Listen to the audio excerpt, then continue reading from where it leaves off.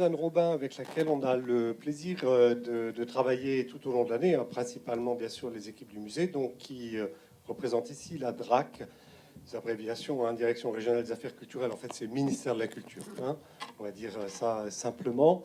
Et Martine Isola, qui nous fait le plaisir aussi de sa présence, qui est la donc conseillère régionale, mais présidente de la commission culture. C'est bien ça, Martine, à la région Grand Est. Céleste a pris la parole tout à l'heure. On va donner la parole directement à Marc Zingraf, du coup. Comme ça, Marc va pouvoir introduire cette partie Oui. sur la friche des faïenceries, un nouveau lieu de vie pour Sarreguemines. Oui, alors je commence par remercier Martine d'être là avec nous aujourd'hui parce qu'on en a parlé à différentes reprises. C'est un sujet qui passionne, qui la passionne, qui nous passionne tous.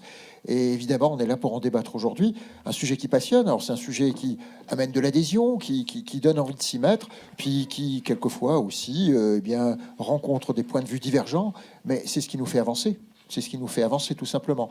Et puis un mot pour remercier Céleste aussi. On l'a chargé de la genèse avant, Hervé, mais la genèse, c'est au début était le verbe, et j'ai eu peur qu'il le verbe, voilà. Mais il a très bien fait la question, puisque c'est des points sur lesquels je n'aurais pas besoin de revenir. Et j'ai la chance d'avoir assisté pendant de nombreuses années en tant qu'adjoint, et puis en tant que premier adjoint après, à tous ces travaux. Et ça fait gagner du temps à notre équipe, ça fait gagner du temps à la ville, puisque on a cette continuité sur ce dossier qui a tout de suite d'ailleurs passionné tout le monde, toutes les équipes dont j'ai fait partie hein, depuis le début des années 2000, et puis tous nos interlocuteurs, on a toujours rencontré beaucoup de passion. Et comme je l'ai dit tout à l'heure, le travail qui a été fait en tout début d'après-midi nous montre qu'on n'est pas les seuls à être dans une situation comme celle-là, même si elle est relativement rare, on a beaucoup de chance d'avoir un périmètre comme celui-là au centre d'une ville, eh bien, on n'est pas les seuls à se poser les questions de l'enjeu. On n'est pas les seuls à évidemment réfléchir comment avoir les moyens, parce qu'il y a les moyens, même si la ville en tant que telle et nos partenaires ne sont pas les seuls à venir proposer ce qu'il faut sur cet espace. Il y a les privés, Céleste y a fait allusion tout à l'heure. Je crois qu'on aura besoin de l'investissement privé, des porteurs de projets par ailleurs. Mais il y a des règles aussi, et puis ces règles ont été déjà mises en avant tout à l'heure. J'aurai peut-être l'occasion d'y revenir. En tout cas, merci, et je salue tous ceux qui se sont ajoutés à ceux que j'ai salués hier au moment de l'ouverture de ces journées. Donc merci à tous, et puis je suis à votre disposition pour aller un petit peu plus loin dans le sujet. Mais d'autres attendent la parole. Et je leur donne volontiers. Merci voilà. beaucoup. Alors, comme on est dans un format table ronde et que je vois que Martine là, les yeux rivés sur ses notes, j'allais dire, bon, voilà, vous réfléchissez. Peut-être Martine, puisque Céleste tout à l'heure vous insistait, pour pas dire lourdement, je dirais, avec abnégation. Je l'ai pas trouvé lourd. Hein. Bon, alors avec abnégation, dites-nous la région par rapport à ces questions des friches et des musées aussi, c'est-à-dire comment on pourrait imaginer un accompagnement de la région. Alors tout d'abord, permettez-moi, chers amis, monsieur le député et maire honoraire, chers collègues, monsieur le maire, madame, et mesdames et messieurs, permettez-moi de vous dire tout d'abord mon émotion d'être ici. Et j'ai cette chance extraordinaire d'occuper le poste que j'occupe. Car à chaque déplacement, y compris le week-end, c'est toujours plein d'émotions que je vais à la conquête de plein d'émotions sur le territoire, sur les territoires qui composent ce Grand Est que nous représentons aujourd'hui, Marc et moi-même. Et je suis très émue d'être parmi vous et de faire ces nouvelles rencontres. Merci à vous. Tout d'abord, je dirais aussi que la région relève le travail sérieux et engagé qui est mené par vos équipes, monsieur le maire, au profit des musées, au profit de la politique muséale et patrimoniale, et qui permet de mettre en valeur votre activité politique et de veille et d'acquisition s'agissant de l'enrichissement des musées. Alors Hervé nous me demandait tout à l'heure, finalement, quel est le lien avec la région avec les musées. Si je suis ici, c'est pour vous dire que, bien évidemment, la région est aux côtés de cette reconquête patrimoniale dont a si bien parlé monsieur le député tout à l'heure. La région sera et reste, bien sûr, aux côtés des territoires qui s'engagent, et je l'ai un petit peu suggéré tout à l'heure sans spoiler, qui s'engagent autour de la requalification de friches industrielles. Madame le professeur a donné des exemples tout à l'heure. J'en ai tout plein en tête, Mulhouse notamment, qui avait aussi une friche DMC que nous avons aidé. Et puis, comment dirais-je, j'ai bien noté que dans ce projet de Sarreguemines, le rôle essentiel, important, structurant de l'EPF, l'établissement public foncier avant de Lorraine et aujourd'hui du Grand Est, qui va vous permettre, comme l'a dit tout à l'heure Céleste, qui va vous permettre de phaser dans le temps et l'acquisition et la reconversion du site industriel faïencier. J'ai bien noté que, parce que monsieur le maire me l'a déjà dit, que la démarche de dépollution est déjà faite, n'est-ce pas? Et que, étape par étape, nous allons progresser. Alors, de son côté, j'en reviens à la question que vous avez posée, Hervé. De son côté, la région, évidemment, elle est, je dirais, en parallèle avec l'établissement public foncier du Grand Est, que nous avons élargi avec Franck Leroy lorsque je présidais et qui était le vice-président de l'aménagement du territoire. Nous avons veillé à ce que l'action de l'EPF s'étende au Grand Est et nous y sommes parvenus. Eh bien, nous avons mis en place du temps de l'aménagement du territoire, et c'est encore en vigueur, un dispositif absolument remarquable qui s'apparente presque à l'action de l'EPF avec beaucoup moins de moyens, puisque vous savez que l'EPF se nourrit, se finance quand même avec une taxe prélevée à chaque concitoyen. Donc vous imaginez les moyens que... j'oublie les pourcentages, mais enfin, l'EPF a quand même une task force financière relativement importante. Eh bien, je disais que nous avons mis en place un dispositif qui permet de non seulement dépolluer des friches industrielles, mais aussi de les reconvertir et de les reconstruire.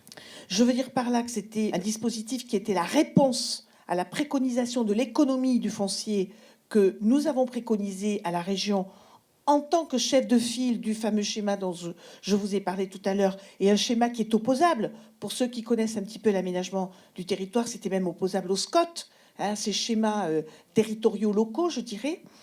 Et ce dispositif est tellement incitatif qu'il va jusqu'à 1 million d'euros pour dépolluer, aider donc des collectivités à dépolluer à hauteur de 1 million. Admettons, si votre projet coûte 2 millions d'euros de dépollution, eh bien nous apportons 1 million sur la table, ce qui est considérable. Et c'est la même chose pour la reconstruction. Et en amont, on vous aide par 2 fois pour étudier le projet. Donc c'est dire que nous sommes présents sur la requalification des friches, qu'elles soient industrielles, commerciales, hospitalières, même de la SNCF. Donc ça, c'est quelque chose dont je suis assez fière parce que j'y ai participé. Et d'ailleurs, à l'époque, j'étais un peu plus généreuse parce qu'on était à 1,5 million. Mais Franck Leroy, il a profité que j'avais le dos tourné pour dire on va mettre 1 million. C'est un coquin. Alors, c'est un petit clin d'œil à mon collègue, au passage, qui est maintenant le premier vice-président de la région. Donc, vous voyez que la région, elle est aux côtés des territoires pour requalifier. Mais s'agissant des musées, nous sommes aussi à côté des musées. Et Madame le sait, puisque nous nous sommes déjà rencontrés s'agissant d'une séquence où Sarreguemines a été bénéficiaire s'agissant de l'enrichissement de l'acquisition des musées que nous appelons dans notre jargon le Fonds régional de soutien d'aide d'acquisition aux musées, le FRAM. Et je regardais mes notes justement, Hervé, j'ai noté que nous avons, toujours dans le domaine de la faïence, aidé à l'acquisition d'un pichet à l'effigie de Nicolas de Monténégro, un lot de pichets et tasses anthropomorphes, ménage d'enfants, etc. Donc ça, je pourrais le voir quand je me rendrai dans le musée pour voir si vraiment c'est là. En 2019, nous avons aussi aidé à l'acquisition d'un vase arrosoir et d'une statue. En 2018, nous avons acheté un lot de décors dessinés par Froment Richard pour le musée de la faïence. Et enfin, en 2017, on a aussi acquis une cruche en faïence. Et donc voilà, donc nous sommes aussi bien présents sur la vie des musées que sur le projet qui nous occupe aujourd'hui et qui fait l'objet de cette table ronde. Bien sûr que même si le PF Grand Est, pardon, plus le PFL, est aux côtés de votre projet, monsieur le maire, la région, par votre vigilance, puisque vous êtes aussi mon collègue, et j'en suis ravie, nous serons ensemble vigilants sur l'accompagnement qu'il conviendra d'apporter, tant au niveau de l'aménagement du territoire que de la culture, parce qu'aujourd'hui, finalement, je m'arroge ces 2 casquettes, mais je suis à la culture et nous sommes à vos côtés, bien évidemment. Il n'y a aucun débat là-dessus. Merci. Merci beaucoup, Martine. On va laisser... Merci. Merci pour ces éléments éclairants. Et vous avez raison aussi de parler des acquisitions, puisque là, alors, pour le coup, ça nous remet un peu dans la première partie de journée, hein, puisque un musée, Suzanne, vous le savez, c'est un fonctionnement courant, mais c'est aussi de l'achat, c'est-à-dire qu'au fur et à mesure j'allais dire de l'année, par le biais de repérage, souvent aussi grâce à l'entremise de nos associations, de nos passionnés de faïence, hein, donc tout ça fonctionne bien comme ça avait été décrit tout à l'heure, eh bien nous pouvons acquérir effectivement des nouvelles œuvres. Oui, et vous faites partie des musées très actifs. Il y a donc des dispositifs qui existent, conjoints État et région, pour aider à l'acquisition dans les musées. C'est propre au fait que les musées de Sarreguemines sont des musées de France. Donc c'est une appellation. C'est pour ça que moi je suis ici. En fait, l'État accompagne les musées de France sur tout le territoire. Donc moi j'accompagne tous les musées qui sont en Lorraine. Et vraiment sur le point de vue collection. Donc nous, effectivement, on ne va pas accompagner sur l'aspect plus concret du comment utiliser la friche. Là, c'est vraiment pas dans notre domaine de compétences. Par contre, on va accompagner Sarreguemines dans ce projet de... Moi, j'ai envie de dire que c'est un transfert et puis finalement aussi quand même un agrandissement de ce musée dans toutes les missions et tous les sujets qu'il va pouvoir aborder, parce que comme vous l'avez très bien dit, Monsieur Lett, il est un peu contraint là où il est maintenant. C'est-à-dire que j'ai l'impression que tout ce qui peut être fait est fait. Et là encore, désolée Julie pour tes chevilles, mais c'est un musée extrêmement actif et toute l'équipe est vraiment parmi voilà, une des meilleures équipes qu'on rencontre là en Lorraine. Donc vous avez de la chance. Bravo. Et donc la première étape, nous, de notre accompagnement dans ce projet, c'est le fameux projet scientifique et culturel, donc le PSC, pour parler un peu jargon. Donc en fait, tous les musées de France ont un projet scientifique et culturel qui est valable environ 5 années, on va dire, qui est vraiment la feuille de route de l'équipe, mais aussi des élus, de la tutelle du musée, pour savoir quelles sont les priorités que se donne du coup la tutelle du musée pour son établissement. Effectivement, les acquisitions, ça fait partie des obligations en fait d'un musée de France. Enrichir les collections, les étudier, les conserver et les mettre à la disposition du plus grand nombre. C'est ça les obligations d'un musée de France. Et c'est ça qu'à l'État, on essaye d'accompagner au mieux. Donc on se rencontre aussi pour les projets de restauration, après ceux d'acquisition. Et donc le PSC du musée, le projet scientifique et culturel tout récent, qui a été porté par l'équipe, et c'est vraiment un très gros travail, là aussi a été excellent. Et ce projet permettait si vous voulez, de définir un peu quels étaient les grands axes vers lesquels le musée se projette dans l'avenir. Et évidemment, il était vraiment axé sur le fait que l'idéal, ce serait de pouvoir être sur cette friche. Ça fait sens puisque le musée retournerait un peu aux sources et ça permettrait d'aborder de nouvelles thématiques qui, là, faute d'espace, finalement, ne sont pas pleinement abordées dans le musée actuel. J'ai noté quelques petites pistes, mais comme le PSC était très complet, je ne pourrais pas tout dire, mais j'ai quand même noté que dans le futur établissement, l'objectif, c'était de pouvoir mieux parler de l'histoire et de l'évolution de la faïencerie, son aspect social, le travail dans la faïencerie aussi, le statut des artistes, plus parler aussi de tout l'aspect création et diffusion des modèles qu'il a évoqué, mais on peut aller beaucoup plus loin là-dessus. Peut-être plus aussi faire de lien avec la céramique contemporaine, puisqu'on l'a dit, c'est une manière de rendre vivant le patrimoine, de le projeter vers l'avenir. Le musée sert à ça, hein, mais là, dans le projet, c'est encore plus flagrant. Voilà, et puis une montée en puissance aussi du centre de documentation. On a toujours un peu tendance à oublier ces aspects dans les musées. Là, c'est vraiment un centre de référence qui a vocation aussi à devenir encore plus accessible et plus connu à l'échelle nationale. Donc voilà, moi, mon rôle et le rôle de l'État de manière générale, c'est d'accompagner l'aspect scientifique du projet. Donc là, on a une première brique très importante qui a été posée, le projet scientifique et culturel. Il y a aussi un autre aspect, donc l'aspect financier. Effectivement, l'État maintenant est quand même beaucoup moins présent que par le passé. Là, je m'étais noté quelques chiffres avant de venir. En ce moment, cette année, pour le Grand Est, le total des opérations en cours dans tout ce qui est à la fois travaux, agrandissement de musées et études préalables, qui sont très importantes et qu'on soutient là encore beaucoup, c'est ça qui est positif, ça se monte à plus de 130 millions d'euros. Et vous avez 24 millions d'euros par la DRAC. Donc c'est une moyenne de 18%, et selon les projets et les capacités de chaque financeur, c'est plus ou moins que 18%. Mais maintenant, c'est rarissime d'obtenir plus de 10%, vous l'avez très bien dit. Hein. Donc le soutien de l'État se situe aussi ailleurs. Donc la priorité est donnée aux études préalables, où là on peut aider jusqu'à 50%. L'idée étant vraiment d'avoir des bases extrêmement solides pour qu'ensuite le porteur de projet puisse développer comme il faut et pas avoir de mauvaises surprises ensuite. Et puis il y a le service des musées de France qui vient en appui de toutes ces phases, avec un architecte conseil, avec aussi des conservateurs du patrimoine qui peuvent aider. Donc là, c'est un service gratuit, évidemment, qui se déplace et qui aide aux différentes phases du chantier à analyser, par exemple, les candidatures, qui peuvent donner des avis aux différentes comités de pilotage, comités techniques. Ça va vraiment des aspects assez généraux à des choses très pointues sur quelle vitrine choisir, comment gérer le climat dans le musée.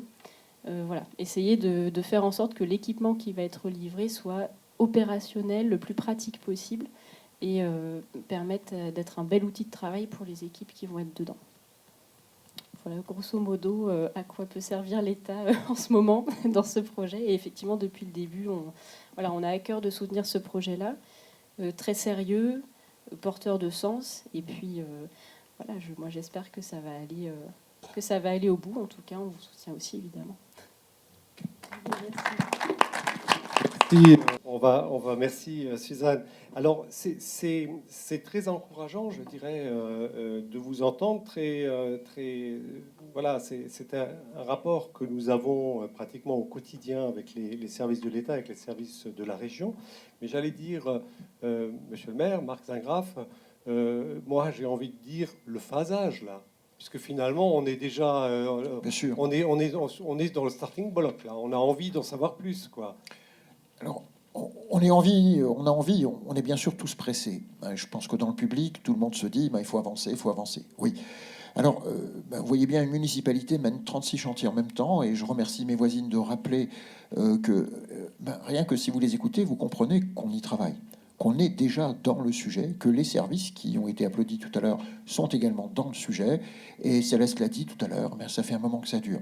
Mais forcément, chez nous, il s'agit de 33 hectares. Vous avez entendu les surfaces tout à l'heure. On tourne toujours 30, 40, 50 hectares.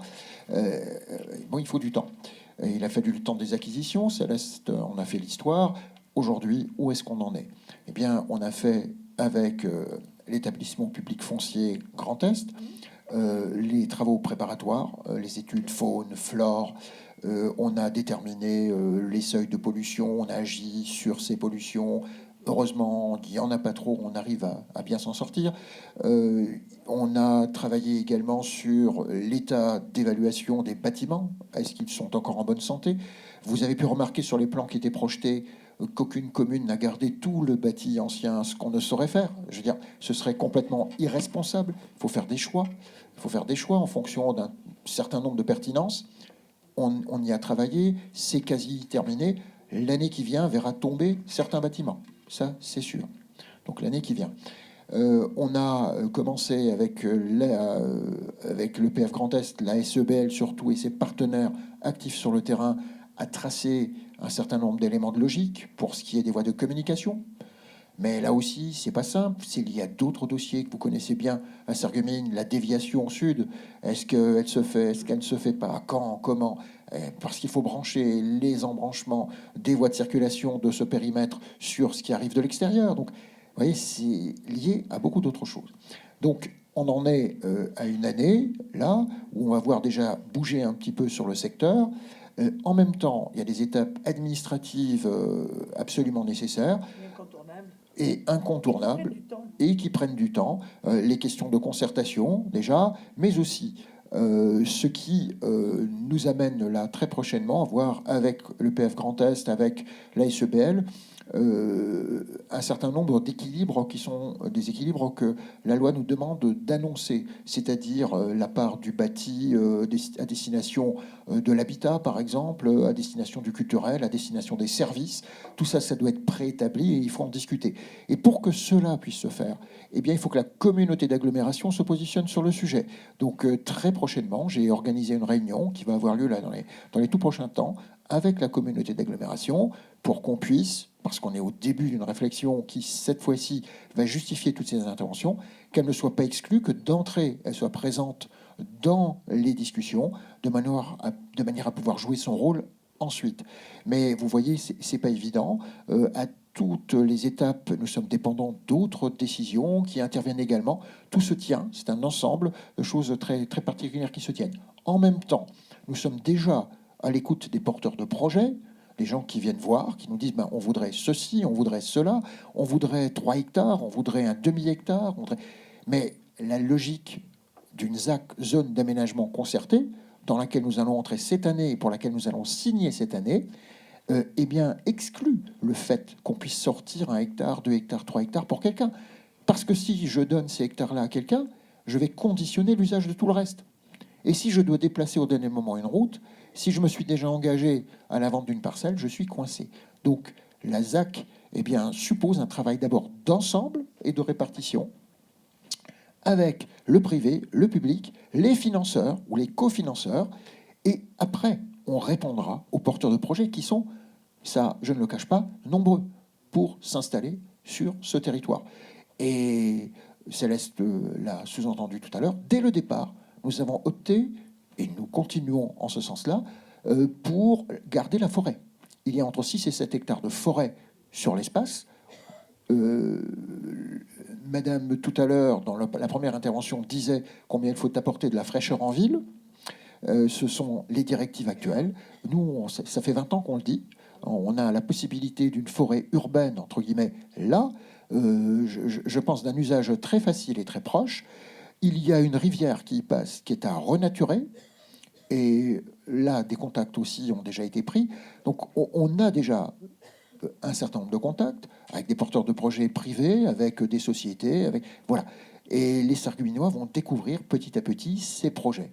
Mais vous comprendrez qu'on ne peut pas en parler avant que tout cela ait été mis sur la table, qu'on ait réparti tout cela sur le territoire, qu'on ait jugé de la pertinence ou pas. Voilà. Et évidemment, tout ce travail-là doit tenir compte d'autres circonstances très locales. Par exemple, qu'à Sarreguemines, et je l'ai expliqué hier soir lors de mon introduction, on est dans un choix de parcours muséal. C'est-à-dire que quoi qu'on décide demain, il y a forcément des parts d'établissements, puisqu'on parle des musées, aujourd'hui au départ, eh bien, on aura des parts de musées qu'on ne peut pas déplacer. Le musée des techniques faïencières, qui est de l'autre côté, il va rester là-bas, puisque c'est sa raison d'être. Il faut qu'il soit là où on traitait les matériaux. La vérité historique, c'est celle-là. Le jardin d'hiver, je ne nous vois pas le prendre par hélicoptère comme ça et le téléporter. Voilà. On serait dans la science-fiction. Donc on est dans un parcours muséal. Et le même travail d'approche, d'étude autour de ça, devra tenir compte d'autres éléments aussi, des questions qu'on me pose quelquefois. Monsieur le maire, pourquoi ne pas le laisser là, en ville, en plein centre-ville, le musée? Je sais que mon ami Paul Kern, là-bas, par exemple, est très attaché à cette réflexion-là. On abordera aussi dans cette réflexion-là le pourquoi, le comment d'un certain nombre de choix qui seront faits, mais auxquels les gens seront aussi associés et qu'on argumentera. Vous imaginez qu'on travaille beaucoup ces questions-là. Aujourd'hui, si on doit correspondre à un cahier des chartes, comme mes voisines l'ont dit tout à l'heure, il faut prévoir qu'un bus puisse apporter des élèves, par exemple, donc qu'on puisse facilement stationner dans certaines conditions et qu'on puisse créer toute une sorte d'animation autour de cela. Donc il y a des contraintes qui relèvent de l'architecture, qui relèvent de l'urbanité du projet, qui relèvent d'un certain nombre d'autres contraintes. Mais voilà, c'est un sujet passionnant, et les Sarregueminois d'ailleurs, qui sont inscrits dans les différentes commissions qui travaillent le sujet, ont été nombreux. C'est, je crois, le groupe de travail qui a été le plus demandé. Et bien, nous nous en félicitons, et je remercie tous ceux qui apportent leur pierre à ce projet, quoi, tout simplement. On se rend compte que la culture constitue un formidable potentiel de conversion. Et je me dis que dans le récit que j'entends de ce qui s'annonce, au fond, c'est comme si dans cette histoire, au sens noble, histoire, dans ce récit, on partait du potentiel culturel, la valorisation de la faïence, pour s'inscrire dans ce parcours du feu que j'entends parfaitement et que je trouve génial en termes d'idées. C'est comme si on partait de cela pour arriver à un aménagement d'ensemble qui soit, j'oserais dire ce mot, pluridisciplinaire, économique et culturel évidemment, économique, sociétal, avec des tiers-lieux sans doute, associatif, sportif peut-être, pourquoi pas, environnemental, on conserve, on ne déforeste pas, on conserve. C'est ça que je voulais dire, Hervé, pardonne-moi de reprendre la parole, c'est qu'à partir de ce potentiel culturel,